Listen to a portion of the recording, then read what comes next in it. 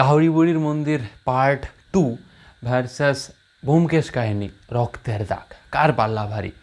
ব্যোমকেশ কাহিনী সেই চরিত্রে আমরা ব্যোমকেশে সেখানে দেখতে পাবো গৌরব চক্রবর্তী অভিনয় করছে, তাছাড়াও দীপদা, অগ্নিদা এবং শঙ্করী প্রসাদ মিত্র, পুষ্পল, মোহর প্রত্যেকে রয়েছে। আউটস্ট্যান্ডিং একটা প্ল্যাটফর্ম রয়েছে। গল্পের লেন্থ রয়েছে 1.5 ঘন্টার কাছাকাছি। সানডে সাসপেন্স তার 15 বছরের পূর্তি উপলক্ষে এবং শরদিন্দু 125 সেলিব্রেশনও আমরা পাচ্ছি। ব্যোমকেশ কাহিনী মানে একটা আলাদা রকমের উত্তেজনা থাকে। তবে এর আগের সপ্তাহে যখন আমরা কাউরি বুড়ির মন্দির পার্ট 1 দেখেছিলাম, অভিক সরকারের লেখা অনবদ্য কাহিনী, সেটা দর্শকরা ভীষণ ভালোবাসা দিয়েছিল।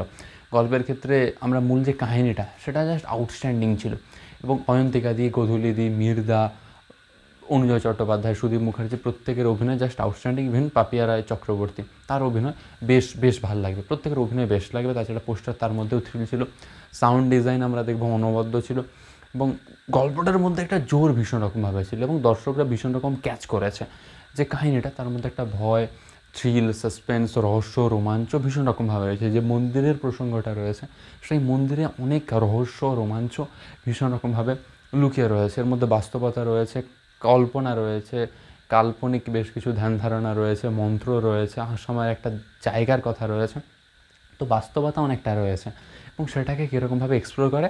পার্ট 1 জাস্ট আউটস্ট্যান্ডিং ছিল, দর্শকরা ভীষণ ভালোবাসা দিয়েছে এবং পার্ট 2 সেক্ষেত্রে আমরা আশা করছি যে কাউরি বুড়ির মন্দির সেটা যথেষ্ট ভালোবাসা পাবে।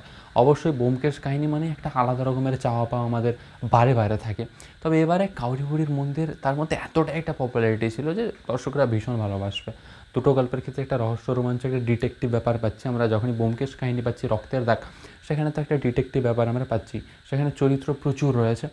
আর এখানে যখন আমরা কাউরি বুড়ির মন্দির বলছি, সেখানে রহস্য, রোমাঞ্চ, কাহিনী, মিউজিক, পোস্টার অ্যান্ড ফাইনালি যে প্রেজেন্টেশন, সেটা জাস্ট আউটস্ট্যান্ডিং ছিল। তো স্বাভাবিকভাবেই যাদের ভূতের গল্পটা ভালো লাগে তাদের অবশ্যই কাউরি বুড়ির মন্দির এটা জাস্ট আউটস্ট্যান্ডিং লাগবে।